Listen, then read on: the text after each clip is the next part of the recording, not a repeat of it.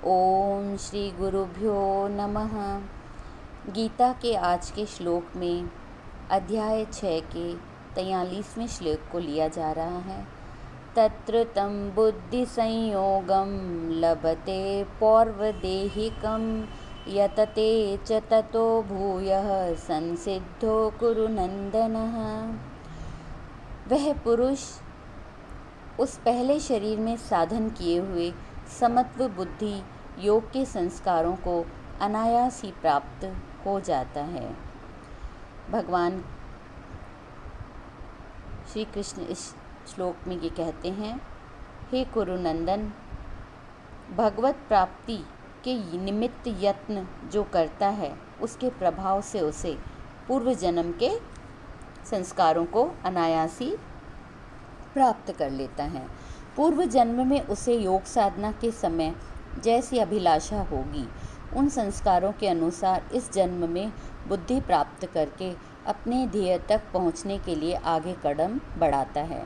उन संस्कारों के कारण वह सत्संग, दान, पुण्य आदि में मन लगाता है, धीरे धीरे आगे बढ़ता है और अंत में उसे आत्मदर्शन की अभिलाषा होती है। नामदेव, कबीर और रविदास तीनों पूर्व जन्म के योग भ्रष्ट थे। उस जन्म में उनके गुरु रामदास थे। इस जन्म में भी वे रामदास के ही शिष्य बने और पूर्ण सिद्धि को प्राप्त हुए। पूर्व जन्म में गुरु ने इनके ऊपर क्रोध करके श्राप दिया था, किंतु उस शाप के अनुसार नीच योनियों में जन्म लेने पर भी इनकी बुद्धि श्रेष्ठ थी और तीनों प्रसिद्ध भक्त हुए, अनेक मनुष्यों का कल्याण किया। इनकी वाणी गुरु ग्रंथ साहिब में भी लिखी हुई है। रविदास एक जन्म में गुरु रामदास के भंडारी थे। ब्रह्मचारी होने के नाते योग साधनाएं भी करते थे। एक दिन किसी सुनार ने आकर अनाज दिया। रविदास ने उसी अनाज से खाना बनाया। भोजन खाने के बाद गुरुजी के मन में विकार पैदा हुए। वे तो महान आत्मा थे, मन भी वश में था। फिर भी उन्हें विचार आया कि भोजन खाने के बाद विकार क्यों उत्पन्न हुए। शास्त्रों में लिखा हुआ है कि जैसा अन्न तैसा मन। अतः उन्होंने भंडारी को बुलाकर पूछा तो रामदास को ज्ञात हुआ कि अमुक सुनार के यहाँ से अन्न आया था, उससे भोजन बनाया गया था। तब गुरु रामदास ने उस सुनार को बुलाकर पूछा, किस विचार से तुम्हें अन्न भेजने की श्रद्धा हुई। उसने स्पष्ट बताया कि अमुक कसाई के गहने बनाए थे, जिससे कि ठगाई करके कुछ सोना बचाया था। मन में आया इस लाभ से कुछ हिस्सा संतों को भी देना चाहिए, इसलिए अन्न लेकर आपके पास भेजा। गुरुजन समझ गए कि मन में क्यों विकार उठे। उन्होंने भंडारी पर गुस्सा किया कि आप देखकर दान क्यों नहीं लेते, हर एक का अनाज क्यों लेकर रखते हो, और उसे श्राप दिया कि तू चमार का जन्म लेगा। अतः रविदास ने चमार के घर में जन्म लिया। इसी गुरु से मंत्र और शिक्षा लेकर फिर सिद्धि प्राप्त की। पूर्व जन्म की उन्हें इतनी सूझ थी कि जन्म के बाद वह माता का दूध ही नहीं पीते थे। जब गुरु ने उनके कान में कुछ कहा तब उन्होंने दूध पीना आरंभ किया। ज्ञानवान गुरुजी जान गए कि बालक कौन है। पूर्व जन्म के संस्कारों के कारण बालक चमार के घर का दूध नहीं पी रहा था, किंतु अंत में शरीर के धर्म अनुसार गुरु से आज्ञा पाकर उसने दूध पिया। एक ही गुरु के पास कितने ही शिष्य विद्या पढ़ते हैं। एक की रुचि वेदांत में होती है, दूसरे की योग में, तीसरे की सांख्य, चौथे की न्याय में, पांचवें को मीमांसा, तो छठे की वैशेषिक में रुचि है। यह सब पूर्व जन्म के संस्कारों के कारण होता है। जो बुद्धिमान नहीं है वे कहते हैं कि सभी धर्मों में एक ही शास्त्र है। केवल हिंदू धर्म में 6 शास्त्र हैं।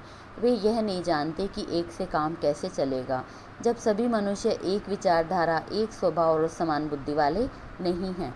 प्रकृति का नियम भी ऐसा नहीं है। हमारे ऋषि मुनि सर्वज्ञ थे।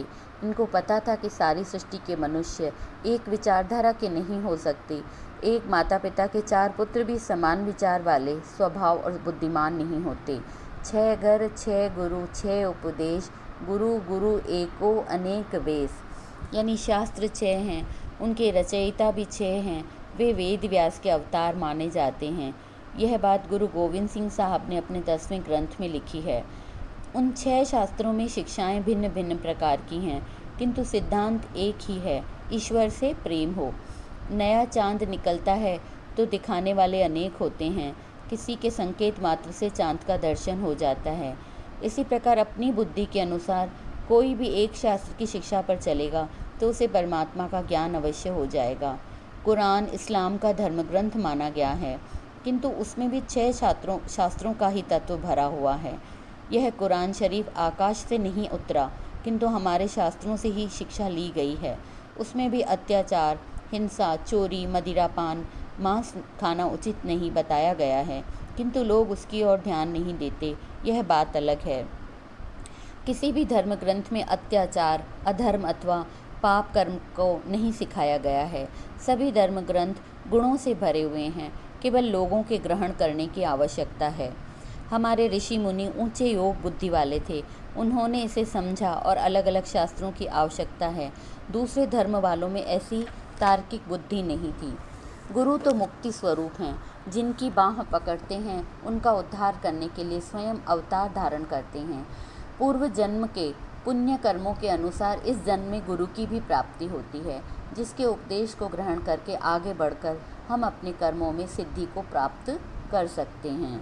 ओम श्री परमात्मने नमः।